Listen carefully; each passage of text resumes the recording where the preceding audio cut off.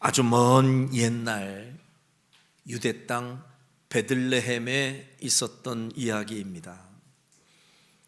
그 유대 땅 베들레헴에서 살고 있던 한 가정이 있었는데 그 아버지의 이름은 엘리멜렉, 그 아내의 이름은 나오미. 그 둘 사이에 아들 둘이 있었는데 말론과 기론이라는 이름을 가진 아들 둘. 그렇게 네 가족이 단란하게 행복하게 살고 있었는데 어느 날 안타깝게도 그 유대 땅에 큰 흉년이 찾아온 것입니다.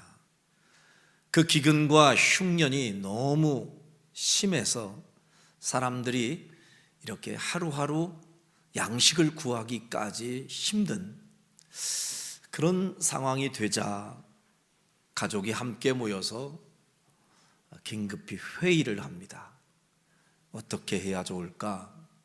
이렇게 흉년의 때에 우리가 가만히 여기에 있는 것보다는 그래도 상대적으로 여기보다 조금 낫다고 말하는 저 주변에 이방 땅이긴 하지만 그 이방 땅 모압 땅에 가서 잠깐 피신해서 그렇게 목숨을 좀 연명해 나가는 게 어떻겠나 이런 생각을 하게 되고 가족들은 다 마음을 이제 같이 합해서 실행에 옮깁니다. 그래서 그들은 짐보따리를 싸 짊어지고 사실은 떠나서는 안 될 땅, 그 땅은 하나님이 친히 돌보시는 하나님이 택한 나라요, 택한 땅이었거든요. 잠깐은 조금 어려울지 모르지만 그래도 하나님의 신실하심을 믿는다면 그 땅을 떠나서는 안 되었는데 그들은 잠깐 어쨌든 이 어려움을 피해 보겠다고 인간적인 생각을 앞세우면서 그 축복의 땅을 떠나 모압 땅으로 향합니다. 처음에 가서는 좀 자기들 생각대로 계획대로 그렇게 일이 슬슬 잘 풀리는 듯 했는데 얼마 가지 않아서 그 가정에 예기치 못한 전혀 상상하지 못했던 큰 시련과 아픔이 찾아오게 되는데요. 상상할 수 없는 시련과 문제가 겹겹이 쌓이기 시작합니다. 이사해서 얼마 살지 않았던 때에 갑자기 그 남편, 그 아버지죠, 엘리멜렉 그 남편이 죽게 돼요. 전혀 예상하지 못했는데 이 큰 충격 때문에 가족 식구들이 큰 슬픔에 잠겼는데 아들 둘을 어쨌든 이끌고 온 어머니 나오미의 입장에서는 이대로 포기할 수 없는 세상이었기 때문에 아들들에게 우리 용기를 내자. 그래도 아직은 희망이 있지 않냐? 너희들 가정을 이루고 가정을 꾸미어서 그렇게 한번 새로운 축복의 삶을 살아가 보자. 장로님 얼른 끄세요. 꺼주세요. 안수 집사님 오늘은 그래도 여보세요 안 하시네.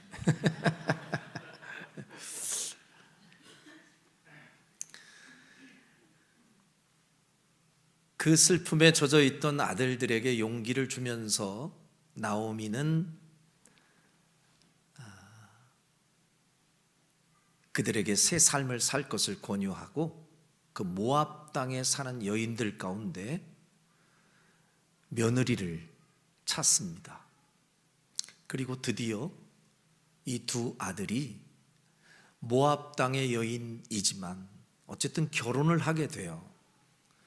그러니까 이스라엘 백성들의 입장에서는 이방 땅의 이방 여인이죠. 그런데 이 두 며느리를 이제 드리게 되고 가정은 이제 좀 새롭게 또 출발하는 지점에 서 있지 않나 이렇게 스스로 생각했는데 한 10년을 살았을까요?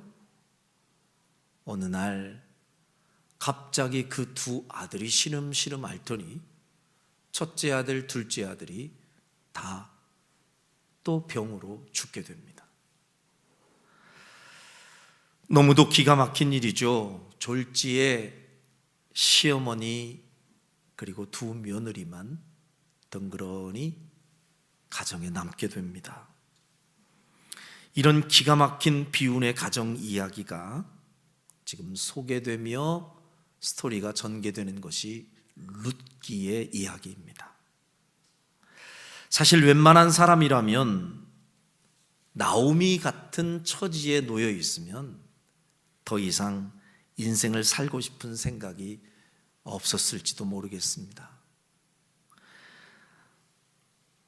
그 사랑하는 남편도 그리고 그 아끼던 내 아들들도 나보다 다 먼저 앞서서 먼저 떠났다고 생각을 해보세요. 덩그러니 남아있는 두 며느리는 있지만 이 시어머니 입장이 어떻겠습니까? 모든 걸 다 포기하고 아마도 극단적인 생각을 했을 수도 있는 상황. 그런데 처참하게 무너진 이 인생 가운데서 오늘 성경에 보니 이 시어머니 나오미와 그의 며느리 가운데 하나였던 룻이라고 하는 여인이 선택하고 걸어갔던 행보가 남달랐습니다. 그리고 우리에게 적지 않은 신선한 감동을 주기까지 합니다. 자, 그러면 이 기가 막힌 상황 가운데에서 이 나오미가 선택하고 움직였던 길 그리고 삶 어떤 모습이었는지 우리가 한번 살펴보고자 하는데요. 룻기 1장 6절을 먼저 한번 보겠습니다. 자, 같이 읽습니다. 시작. 그 여인이 모압 지방에서 여호와께서 자기 백성을 돌보시사 그들에게 양식을 주셨다 함을 듣고 이에 두 며느리와 함께 일어나 모압 지방에서 돌아오려 하여. 자, 이 여인이 나오미죠. 이 시어머니 나오미가 지금 현재 모압 지방에 있고 그 기가 막힌 일을 당하고 슬픔 가운데 절망 가운데 있는 상황이에요. 그런데 들려오는 소문이 있습니다. 그 들려오는 소문을 듣자 하니 자기의 고국 땅, 그 유대 땅에 그 유대 땅을 돌보시고 유대 땅을 책임지시는 하나님께서 그 땅의 백성들에게 은혜를 베푸시고 양식을 주고 계신다 하는 이야기가 들려옵니다. 때늦은 후회 같지만 어쨌든 예전에 그 땅에 조금 힘이 들어도 좀 더 버티고 인내하고 참았어야 했는데 살아보겠다고 내 실력으로 살아보겠다고 유대 땅을 등지고 오늘날로 얘기하면 세상이거든요. 교회를 등지고 신앙생활 포기하고 그냥 세상을 향했었던 나오미 그리고 그의 가족이었는데 들려오는 소문을 듣자 하니 이제는 그 자신들이 떠나왔던 유대 땅이 회복이 되고 하나님께서 은혜를 부어주셔서 흉년은 사라지고 하나님이 그 백성들에게 양식을 주신다. 이 얘기를 듣자 이 나오미는 비록 늦었지만 비록 너무 많이 왔지만 돌아가기 염치 없고 부끄럽고 사람들이 손가락질 할지도 모르지만 용기를 냅니다. 그리고 두 며느리와 함께 일어나 모압 지방에서 이 유대 땅을 향하여 방향을 돌리고 있었던 것이죠. 다시 말하면 이 나오미는 비록 늦었지만 내 인생에 어디서부터 단추가 잘못 끼워졌을까? 내가 무엇부터 시정하고 바꾸어야 옳은 것인가? 조용히 자신의 인생을 돌아보면서 자신의 인생 가운데 잘못된 그 단추를 잘못 꿰었던 그 순간이 어딘지를 살피고 그 자리로 다시 돌아가고자 지금 애쓰고 있는 모습, 그게 나오미의 모습입니다. 나오미는 과거에 인간적인 생각을 앞세워서 하나님의 약속이 있는 유대 땅을 떠나 섣불리 스스로의 실력으로 살아보겠다고 이방 땅을 향했던 자신의 선택이 하나님 앞에서 옳지 않은 일이었다는 것을 뒤늦게야 깨달았던 것입니다. 그리고 비록 늦었지만 그 은혜의 손길이 있는 땅으로 돌아오려고 하는 자세를 갖고 있는 모습, 그 모습에 여러분과 제가 지금 주목을 해야 옳습니다.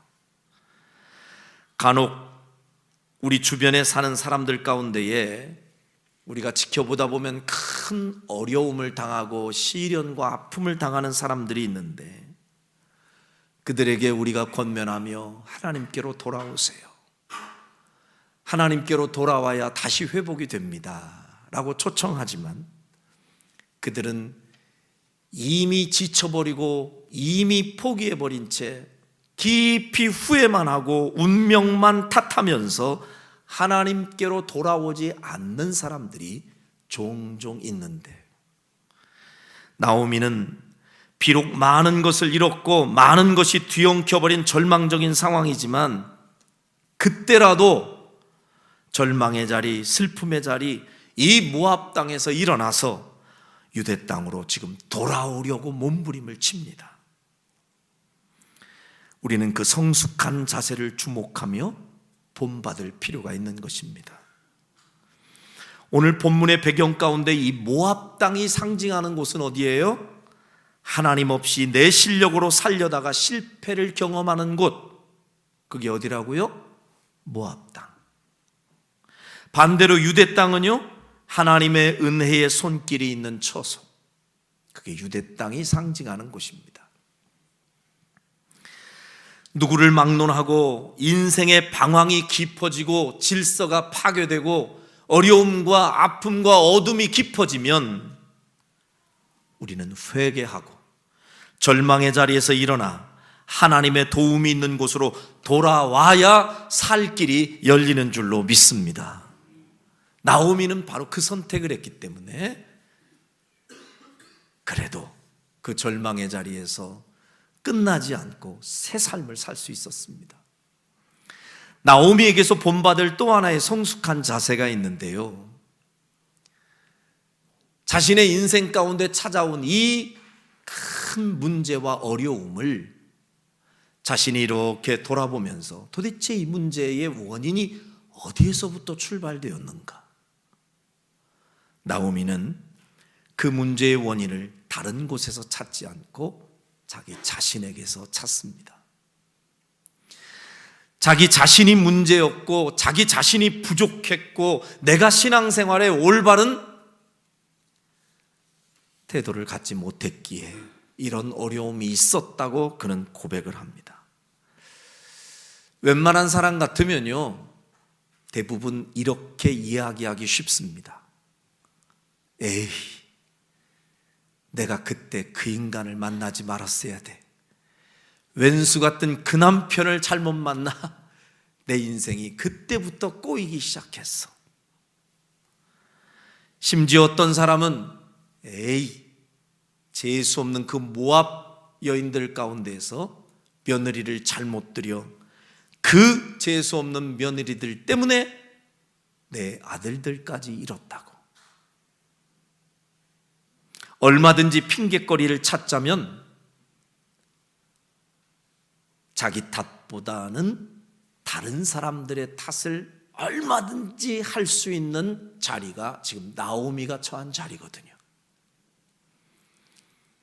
우리도 가끔 인생을 살다 보면 어떤 어려움과 아픔과 문제가 딱 돌발하면 그 문제의 원인을 내게서 찾기보다는 어때요?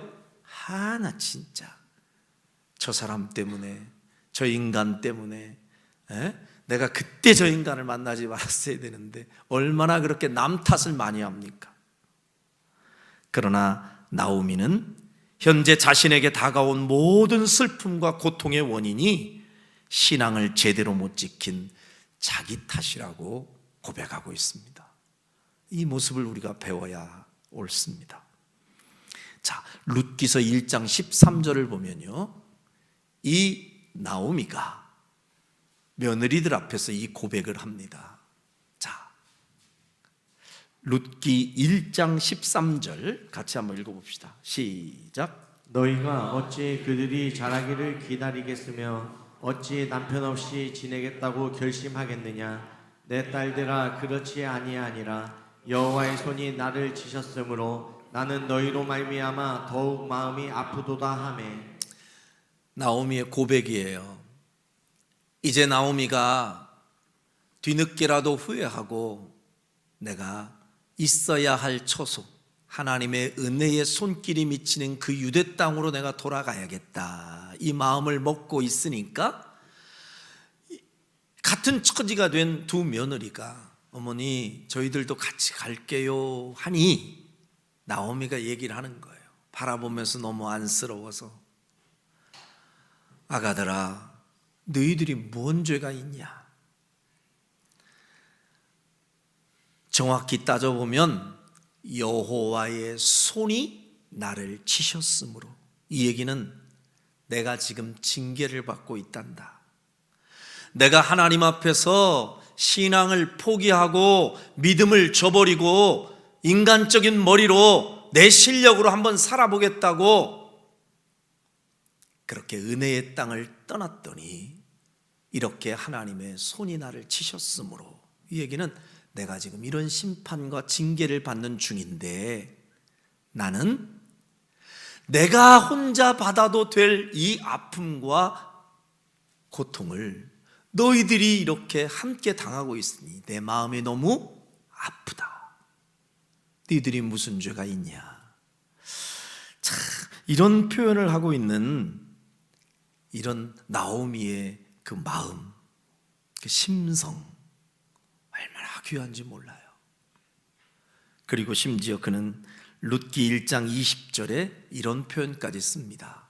자, 시작. 나오미가 그들에게 이르되 나를 나오미라 부르지 말고 나를 마라라 부르라. 이는 젖는 자가 나를 심히 괴롭게 하셨음이니라. 나오미가 솔직하게 고백하는 거예요. 나는 내 이름이 나오미지만 사실 나오미라고 이름 불리는 것조차도 부끄러워, 안 어울려. 이 나오미라는 본래 이름은 즐거움, 기쁨, 그 소리입니다. 이런 좋은 이름의 뜻을 가지고 있지만 자기 이름과 어울리지 않는 인생, 아니 앞으로는 나를 마라라고 부르는 게 맞아. 마라라고 하는 단어는 쓰다, 고통스럽다, 그 소리거든요. 괴롭다. 그러니까 지금 이 말을 달리 표현하면 나오미는 지금 나는 내 이름조차도 내가 나오미로 불릴 자격이 없어. 나는 하나님 앞에 부끄러운 존재야. 나는 하나님 앞에 한없이 부족한 사람이란다 하고 겸손히 자신의 부족함을 인정하고 자세를 낮추고 있는 나오미의 모습을 보게 됩니다. 하나님은 겸손히 자신의 부족함을 인정할 줄 아는 사람, 자세를 낮추고 또 낮추는 그 겸손한 사람에게 복을 주시고 기회를 주시고 길을 열어주시는 하나님이신 줄로 믿습니다. 나오미의 이런 태도를 보면 얼마나 아름답습니까?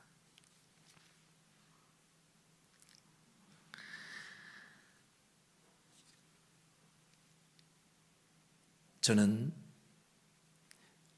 우리 요즘 살고 있는 사람들 가운데, 특히 우리나라 사람들 가운데 이 고부 간의 갈등이 아주 심하다 그러잖아요. 다 그런 건 아니지만 간혹간 보면 이 고부 간의 갈등 때문에 시어머니와 며느리 사이의 이 갈등이 너무 커서 며느리들이 그냥 남편은 그럭저럭 같이 살만한데 시어머니 때문에 내가 못 살겠다고, 그래서 그렇게 가정이 깨지는 경우도 종종 봅니다. 근데 며느리들의 입장에서는 이 나오미와 같은 시어머니를 만나면 얼마나 좋겠습니까? 어떤 상황 가운데서도 참 이게 왜 너희들 문제냐, 얘들아 아직은 너희들은 살 길이 구말린데 이렇게 젊은 나이에 너희들이 혼자 어떻게 산다는 얘기냐. 여기서 지금 새로운 사람 만나 새 삶을 출발해도 늦지 않았으니 이 애미가 잘못됐다, 이 애미 혼자 징계를 받아도 충분하니 너희들은 새 삶을 살거라. 이렇게 표현해 주는 시어머니가 많질 않아요. 대부분의 시어머니들은 아유 내가 저런 재수 없는 며느리들을 잘못 만나가지고 인생이 꼬이다 보니까 이렇게 꼬였다고 며느리들을 그냥 휘어잡는 시어머니들 적지 않습니다. 저는 바라기는 우리 교회에 시어머니에 해당되시는 분들은 모두가 나오미와 같은 시어머니가 되시기를 주의 이름으로 부탁합니다. 그러셔야죠. 너그러운 마음으로 며느리들을 살피고 같이 따라오려고 하니까 아니 니들은 따라올 필요 없어. 어미만 갖게. 너희들은 이곳에서 새로운 삶을 출발하거라. 이렇게 얘기해 줄 수 있는 이 따뜻한 심성. 시어머니라고 하기보다는요 친정 어머니보다 더 따뜻한 사람이에요. 그런데 제가 균형을 잡기 위해서 한마디 더 덧붙이면 사람이 참 이기적이죠. 자기는 안 돌아봐. 그리고 모든 시어머니는 다 나오미가 좀 돼야 되는데 우리 시어머니는 영 진짜 그냥 불독 같은 시어머니라고 시어머니만 또 엄청 욕하는 며느리들이 있죠. 여러분 오늘 보면요 루시라는 여인은 그 며느리를 보면 얼마나 또 귀한지 몰라요. 그러니까 며느리의 입장에서는 나오미 같은 시어머니가 왜 없냐고 나한테는 이렇게 시어머니를 나오미로 바꾸려고 여러분들이 노력하지 마시고 며느리의 입장이 된 사람들은 내가 룻과 같은 며느리가 되어야지. 아멘 안 하시는 거 보래요. 시어머니의 입장에서는 진짜 우리 며느리들이 다 문제 이러지 말고 내가 나오미 같은 시어머니가 되어야지. 아멘 안 하시는 거 보시래요. 시어머니 될 확률이 전혀 없는 봉균 집사만 아멘 하고 앉아있느니 내가 나오미 같은 시어머니 되어야지. 아멘. 그렇죠. 내가 룻과 같은 며느리가 되어야지. 아멘. 그렇게 성경을 봐야지. 꼭 성경을 볼 때 사람들이요 얼마나 이기적인지 자기한테 유리한 쪽에다만 빨간 줄 치고 언더라인 하고 그런다니까요. 에베소서 6장에 보면은요 하나님이 남편들아 아내들아 말씀하시는 장면이 나와요. 보면은 아내들아 남편들에게 복종하라. 남편에게 복종하기를 주께 하듯 하라. 그럼 누가 아멘 해야 돼요? 누가 아멘 해야 돼요? 그 소리 딱 나오면 가장 먼저 누가 아멘 해야 돼요? 남편들, 남자들이 아멘 해야 된단 말이에요. 근데 여자들이 아멘! 아멘, 아멘. 아니, 아내들아 남편에게 복종하라 그러잖아요. 그럼 누가 또 아멘 해야 돼요? 이건 아내들이. 근데 또 남편들이 아멘 또 이러고. 그러니까 자기 유리한 쪽에 아멘을 해요. 그리고는 이제 얘기합니다. 빨간 줄 그어서 아내한테 가. 아내한테 여보 이거 봐봐. 여기 봐봐. 뭐라고 했어? 아내들아 남편들에게 뭐 하래? 복종하라잖아. 지금 당신 요즘 너무 세. 복종. 아멘? 이러면서 또 가르치고 훈육하고. 그럼 또 이제 뒤에 구절이 나와. 뒤에 구절. 남편들아 네 아내 사랑하기를 그리스도가 교회에게 당신의 몸을 내어준 것만큼 사랑하라. 그럼 누가 아멘 해야 돼요? 아멘. 우리 남자들이 아멘 해야 되잖아요. 근데 여자들이 아멘 또 이러네. 이제 또 아멘. 그리고 또 그거 가지고 또 가. 이제 남편한테 여보, 예수님은 교회를 위해서 당신의 몸까지 내어주었대잖아. 남편이 아내를 이렇게 사랑해야 되는데 당신은 나한테 뭘 내주어 도대체. 이 인간아, 똑바로 봐 여기를. 이게 은혜가 되는 가정이냐고요. 그러니 서로 자기 입장에서만, 남편은 남편에게 말씀하는 것에 더 주의를 기울여서 아멘 하시고, 여자들은 내게 주시는 말씀을 더 여러분들이 주의 깊게 살피면서 내가 수정하고 내가 고쳐야 될 그 분야에 아멘을 하시고. 할렐루야. 그게 이제 건강한 사람이 이제 신앙생활하는 태도예요. 오늘 이 나오미의 이야기를 듣고 또 룻의 이야기를 듣고 여러분들이 그 말씀 앞에 서면 나는 시어머니로서 지금 어느 정도의 그 역할을 감당하고 있는가. 이 시어머니와 같이 신앙적으로, 인격적으로 정말 그렇게 따뜻한 품성을 가지고 내 며느리를 대하고 있는가. 며느리의 입장에서는 또 반대로 나는 내 시어머니를 내 어머니처럼 정말 이렇게 생각하고 깍듯하게 그렇게 위해주고 있는가. 여러분 스스로를 한번 돌아보자 그 말입니다. 자, 그런데 이 시어머니의 인격과 신앙을 지켜보면서 그 신앙을 본받고 따랐던 며느리가 룻인데요. 이 룻이 어머니가 기회를 주잖아요. 이 둘 며느리에게, 야, 나는 내가 하나님 앞에 매를 맞아야 될 이유가 있는 사람이야. 니들이 무슨 죄가 있냐? 니들은 돌아가서 새 삶을 살고 나는 내 고향으로 돌아가겠다. 그렇게 얘기했더니요, 첫 번째 며느리 오르바는 아멘 하고 돌아가 버렸어. 근데 둘째 룻은 아니요. 어머니 무슨 말씀을 그렇게 서운하게 하세요.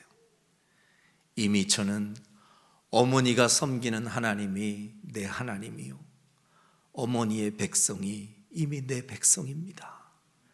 어머니가 어떤 길을 가시든 저도 함께 걷겠습니다. 이렇게 마음 먹고 어머니가 가는 길을 선택하여 따른 여인 룻입니다. 자, 이 룻은 룻기서 1장 16절에서 이렇게 고백하죠. 자, 같이 한번 시작. 룻이 이르되 내게 어머니를 떠나며 어머니를 따르지 말고 돌아가라. 강건하지 마옵소서. 어머니께서 가시는 곳에 나도 가고 어머니께서 머무시는 곳에서 나도 머물겠나이다. 어머니의 백성이 나의 백성이 되고 어머니의 하나님이 나의 하나님이 되시리니. 할렐루야. 여러분, 룻의 이 마음, 이런 자세, 어머니의 생각, 어머니의 마음, 어머니의 신앙을 그대로 닮아간 거예요. 그래서 어머니 머무시는 곳에 저도 머물겠습니다. 어머니가 섬기는 그 하나님 나도 섬기겠습니다. 얼마나 좋은 고백이에요. 이 룻과 같은 며느리를 꼭 만나시기를 주의 이름으로 축복합니다. 네. 저도 이제 그런 부분을 놓고 기도하는, 이제 곧 시아버지가 되어야 할 사람인데 이런 며느리 만났으면 좋겠다 하는 욕심이 있는데, 사실은 아까 말씀드렸죠.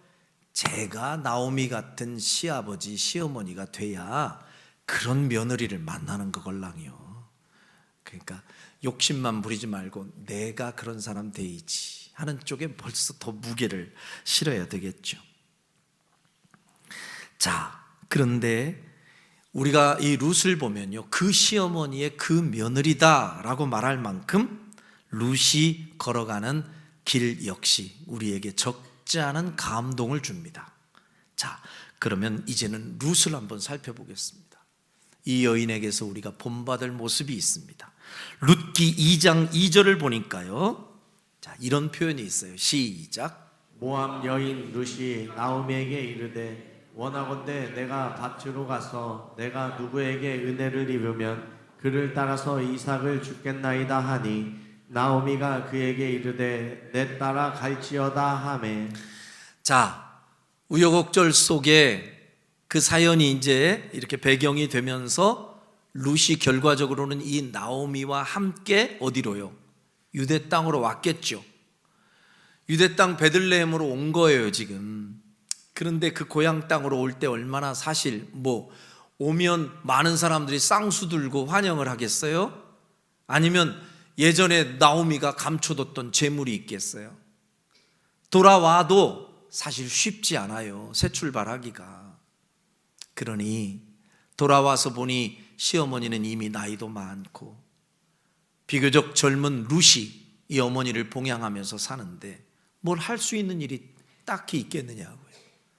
그래서 룻은 생각다 못해 뭐 하러 나가요? 이삭 주우러 나가요.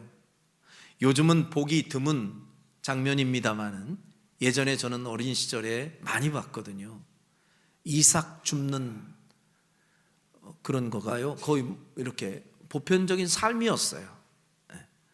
그래서 학교에서도 가끔은 이삭 줍기를 숙제로도 내요, 숙제. 그래서 이삭도 이렇게 주워다가 또.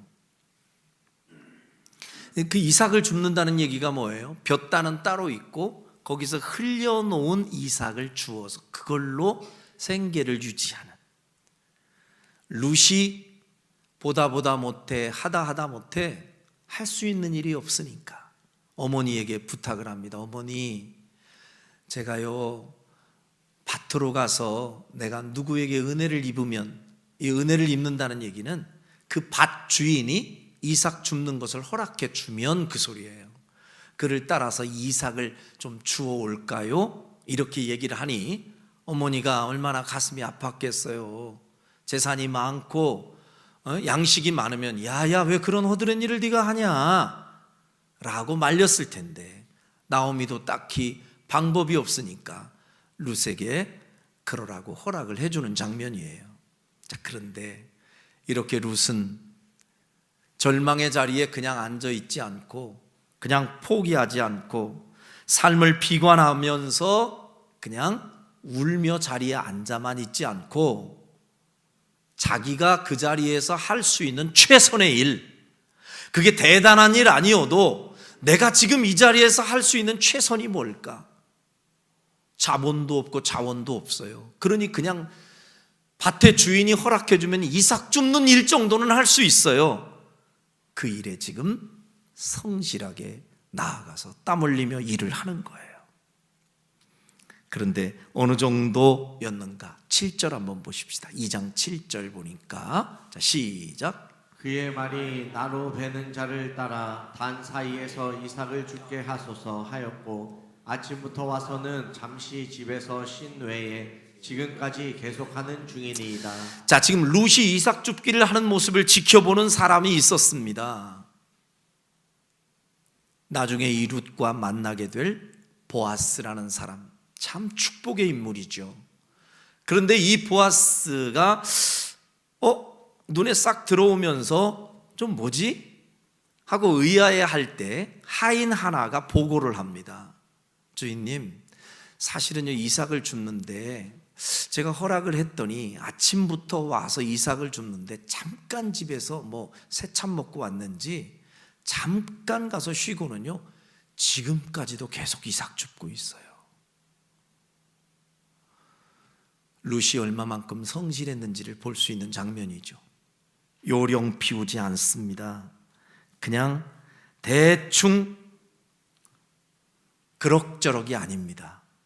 자기에게 주어진 그 이삭 줍는 일이 별것 아닌지 모르겠으나 룻은 최선을 다해서 자기에게 주어진 일을 지금 성실하게 감당해내는 거예요.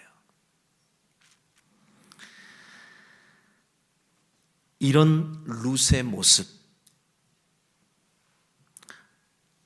저는 올바른 신앙을 가진 사람은 어떤 절망적인 상황에서도 쉽게 삶을 포기하지 않고 주어진 현실 속에서 자기 자신이 할 수 있는 일을 찾아서 최선을 다하고 성실하게 땀 흘리며 살려고 노력할 때 하나님은 기적의 문을 열어주시고 상상을 초월한 하나님의 방법으로 축복의 문도 열어주실 줄로 믿습니다. 만일 루시오 이렇게 성실하게 그냥 적극적으로 긍정적으로 일하는 사람이 아니라 생각이 삐딱하고 부정적인 사람이었다면 어땠을까요? 만일에 마음속에 열등의식이 가득하고 패배의식이 가득한 사람이었다면요, 이삭 줍는 거 그렇게 쉬운 일이 아니에요. 기분 나빠서도 못해요. 성질이 나서. 아니 어떤 놈은 팔자가 좋아 글쎄 볕단을 저만큼 쌓아놓고 살고, 누구는 쟤네들이 흘려놓은 거 주스면서 살아? 아이 더러운 세상. 이렇게 고가운 마음을 가지면요, 정작 이삭 줍는 것이 감사한 일이 아니라 기분 나쁜 일이 돼서 안 해버려요. 내가 왜 이런 사람들하고 다른 인생이 되었는가? 누구는 애초부터 팔자가 좋아서 금수저 물고 태어나가지고 일 안 해도 저런 식으로 따박따박 놀며 취미생활하고 여행 다니며 사는데 나는 왜 비참하게 이렇게만 살아야 되는가? 이렇게 생각하기 시작하면요, 세상이 끝도 없어요. 한이 없어요. 만일에 룻이 그렇게 기분 나빠하고 세상에 대한 불공평에 막 화가 나고 늘 성질을 내고 피해의식을 가지고 하루하루 살았다면 룻의 인생은 하찮고 볼품없는 평범한 인생으로 끝을 맺었을 게 분명해요. 어떻게 보아스를 만났겠어요? 그런데 하나님은 이 룻을 조용하지만 침묵 가운데 지켜보십니다. 어머니를 따라서 여기까지 온 것도 대단한데 그의 삶을 비관하지 않고 비록 다른 사람이 흘린 이삭을 주어서 하루하루 연명해야 될 기가 막힐 처지지만 기죽지 않고 최선을 다하여 이삭을 줍는 그 성실한 자세를 보셨던 하나님이 드디어 배후에서 일하기 시작하시는데, 여러분과 제가 주목할 아주 신비한 단어가 나오는데요, 한번 보세요. 자, 룻기 2장 3절입니다. 자, 3절 같이 볼까요? 시작. 룻이 가서 베는 자를 따라 밭에서 이삭을 줍는데 우연히 엘리멜렉의 친조 보아스에게 속한 밭에 이르렀더라. 한번 따라서 해보시죠. 우연히. 이 단어를 여러분 가볍게 보지 마세요. 이 룻의 입장에서는 그날 이삭 줍기를 나갔는데 애초부터 자기 머릿속에 어느 작정된 밭으로 가려고 하는 플랜이 없었어요. 자기가 의도적으로 보아스라는 사람이 괜찮던데, 저 사람 결혼할 시즌 됐는데 거기서 꼬리를 치고 유혹을 해서 한번 만나봐? 아니에요. 이 룻의 입장에서는 그냥 그 순간 이삭 줍기가 최선이었어요.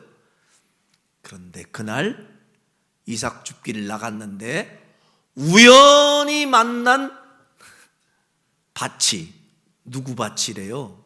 보아스의 밭이라는 거 아니에요? 근데 우리 입장에서는 우연이에요. 맞죠? 우리 입장에서는 우연이에요. 근데 배후에서 하나님이 역사하시면 그 우연이 필연이 되고 축복이 되는 줄로 믿습니다. 다음 4절에 보면, 자, 시작. 마침 보아스가 베들레헴에서부터 와서. 됐습니다. 따라합시다. 마침. 여기 또 다른 참 우리의 가슴을 설레게 하는 단어가 마침이에요. 마침. 하필이면 그때 우연히 밭을 선택해서 이삭 줍기를 하는데 하필이면 보아스의 밭에 가가지고 이삭을 줍고 있고, 마침 그때 이삭 줍기만 하고 끝났어도 되는데 마침 그때 누가 와요? 보아스가 하필이면 그때 오네. 또 그날 보아스가 그날 거기에 오지 않고 다른 데로 갔으면 이 운명적인 만남이 안 이루어지잖아요. 그럼 룻의 인생이 그냥 그것으로 끝날 수도 있잖아요. 그런데 이 우연히와 마침 이 단어 속에 하나님 배후에서 일하시는 하나님의 섭리가 숨겨져 있음을 믿으시길 바랍니다. 하나님이 일하시는 거예요. 우연이지만 하나님이 그쪽으로 인도하셨고, 마침 보아스를 만날 수 있도록 하나님이 그 마음을 움직이셨고, 믿으십니까? 이렇게 배후에서 역사하시는 하나님이 오늘 우리의 삶 가운데서도 보이지 않게 지금 우리를 돕고 계시고 배후에서 역사하시는 줄로 믿습니다. 룻이 의도하고 계획해서 보아스의 아내가 좀 되어봐야지 하고 꼬리치고 유혹하려고 그 자리에 간 게 절대 아니에요. 그저 이 룻은 묵묵히 현실에 감사하면서 주어진 일에 최선의 땀을 흘리고 있을 때 배후에서 일하시는 하나님이 더 큰 축복의 일을 이렇게 도모해 주시고 필요한 사람을 하나님이 만나게 해 주신 줄로 믿습니다. 그래서 보아스의 마음을 감동시켜 주신 거예요. 그날 보아스의 눈을 열어주시고 그가 은혜의 눈으로 보아스가 이 룻을 보게 하신 거예요. 보아스가 이 룻에게 이런 말을 전합니다. 오늘 우리가 읽었던 본문이죠. 자, 한번 보겠습니다. 8절 한번 보세요. 8절. 자, 시작. 보아스가 룻에게 이르되 내 딸아 들으라. 이삭을 주우러 다른 밭으로 가지 말며 여기서 떠나지 말고 나의 소녀들과 함께 있으라. 벌써 보아스의 눈에는요, 사랑의 콩깍지가 씌어요. 다른 사람들 이렇게 쫙 보면서 이 룻에게 은혜를 부어줍니다. 이삭을 주우러 딴 밭 가지 말고 여기에서 계속 주우라고 얘기하죠. 여기서 떠나지 말라. 벌써 관심을 보입니다. 자, 그리고 나서 9절에도 얘기합니다. 시작. 그들이 베는 밭을 보고 그들을 따르라. 내가 그 소녀들에게 명령하여 너를 건드리지 말라 하였느니라. 목이 마르거든 그릇에 가서 소년들이 길러온 것을 마실지니라 하는지라. 벌써 얼마나 배려하고 이렇게 인정을 베푸는지 보이죠? 아무도 너에게 건들지 말라 할 거다. 너 목마르거든 말만 해. 물 떠다 주는 사람 다 예비해 놓을게. 자, 그렇게 하면서 룻이 깜짝 놀라서 반응을 하죠. 10절 룻이 이렇게 반응합니다. 시작. 룻이 엎드려 얼굴을 땅에 대고 절하며 그에게 이르되 나는 이방 여인이거늘 당신이 어찌하여 내게 은혜를 베푸시며 나를 돌보시나이까 하니. 룻이 깜짝 놀랍니다. 아니, 나는 지금 하잘것없고 보잘것없는 여인인데, 저 이방 땅 모압에서 온 여인인데 어떻게 저를 이렇게 친절하게 베푸시죠? 하고 감탄해서 말을 하니까 11절 시작. 보아스가 그에게 대답하여 이르되 내 남편이 죽은으로 내가 시어머니에게 행한 모든 것과 내 부모와 고국을 떠나 전에 알지 못하던 백성에게로 온 일이 내게 분명히 알려졌느니라. 너에 대해서 내가 다 알아볼 거 알아봤다. 다 이미 들었는데 네가 얼마나 어려움 속에서도 그 어려움에 매몰되지 않고 시어머니를 따라 여기까지 와서 이렇게 성실하게 살아가는 모습 내가 이미 다 듣고 너에 대한 칭찬이 얼마나 자자한지 내가 다 알고 있다. 그러면서 12절 시작. 여호와께서 내가 행한 일에 보답하시기를 원하며 이스라엘의 하나님 여호와께서 그의 날개 아래에 보호를 받으러 온 내게 온전한 상 주시기를 원하노라 하는지라. 여러분, 보아스가요 이렇게 처음 만난 룻에게, 아니 자기 밭에서 흘려놓은 이삭이나 죽고 있는 그 볼품없는 여인에게 어떻게 이런 친절을 베풀고 온 마음을 다해서 그 여인을 보호하는 이 말을 할 수 있을까요? 하나님께서 이미 보아스의 마음을 만져주시고 움직여주시고 그의 눈을 은혜의 눈으로 뜨게 해 주신 줄로 믿습니다. 보아스가 룻에게 매력을 느낀 것은 단순히 미모가 아름다워서가 아닙니다. 그의 성실한 자세와 말 한마디 한마디에서 묻어나온 그 신앙과 인격의 감동을 받고 보아스가 마음이 감동한 거예요. 결국 룻은 이 보아스와 결혼하게 됩니다. 그리고 아들을 낳아요. 자, 그 얘기가 룻기 4장 13절에 나옵니다. 룻기 4장 13절 시작. 이에 보아스가 룻을 맞이하여 아내로 삼고 그에게 들어갔더니 여호와께서 그에게 임신하게 하심으로 그가 아들을 낳은지라.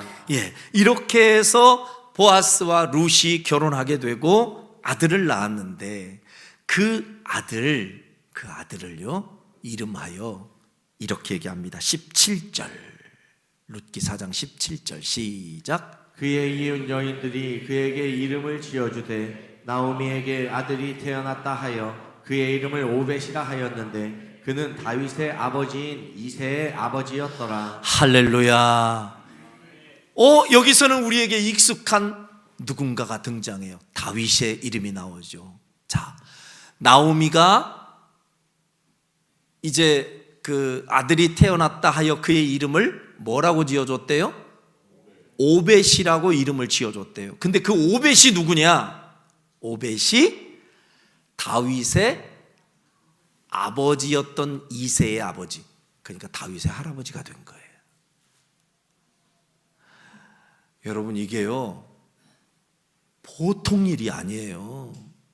단순히 지금 나오미와 룻이 어떤 흉년의 때에 어려움을 당했다가 2차 저차 해가지고 우여곡절 속에 유대 땅에 와서 은혜를 입어 어쩌다가 보아스를 만나고 룻이 보아스와 결혼해서 한평생 행복하였더라 끝, 이게 아니에요. 그렇게 행복했던 행복의 결과로 낳은 아들, 그 아들의 이름이 오벳, 그리고 그 오벳이 이새를 낳았고 그 이새가 다윗을 낳았으니, 여러분 알고 보니 이 룻은 나중에 보니 다윗의 증조 할머니가 된 거예요. 할렐루야. 여러분, 하나님이 개입하시니까 이 룻이라고 하는 이 여인이 어쩌면 이방 여인이요, 중도의 큰 서러움과 슬픔을 당한 여인이요, 아무도 그 여인의 그 절망적인 상황이 희망으로 바뀔 것 같지 않았던, 희망이 전혀 없는 여인이었던 이 룻이 어느 순간에 다윗의 증조모가 되고 나중에는 예수님의 족보에 그 이름이 올라가는 복을 받게 됩니다. 하나님이 사람의 인생에 개입하시면 이런 반전의 역사가 얼마든지 가능함을 믿으시길 바랍니다. 이런 말씀을 듣다 보면 이런 생각을 하는 사람이 꼭 있죠. 왜 내 인생 가운데는 보아스 같은 사람이 주변에 없을까? 서두에 제가 말씀드렸지만 말씀을 자꾸 그렇게 적용하지 마세요. 왜 내 주변에는 보아스가 없습니까? 가 아니라 생각을 바꾸셔야 합니다. 신앙과 인격을 겸비한 룻과 같은 사람이 되면 하나님이 보아스 같은 사람을 연결시켜 주시는 줄로 믿습니다. 그러므로 이제 결론지어 말씀드립니다. 오늘 우리가 사는 삶의 현실이 나오미와 룻이 당면한 이 인생과 같이 평탄하지 않은 인생일지라도 절대 주어진 인생을 비관하거나 서럽게 여기며 자포자기하듯 살지 말고, 오늘 나오미처럼 인생의 주인 되신 하나님 앞에 내 자세를 더 낮추고 더 겸손한 모습으로 주께로 돌아와서 하나님이 이끄시는 삶을 경험하는 성도들이 되시기를 주의 이름으로 축원합니다. 아울러 룻과 같이 이삭 줍는 삶의 현장에서도 신앙의 마음을 가지고 하루하루 내게 주신 삶을 만족해하고 감사하며 어떤 일이든지 간에 누구보다 성실한 땀으로 승부하는 인생을 살아서 결국 하나님이 예비해 놓으신 상상 못할 축복을 경험하는 주인공들이 되시기를 주님의 이름으로 축복합니다. 기도하겠습니다.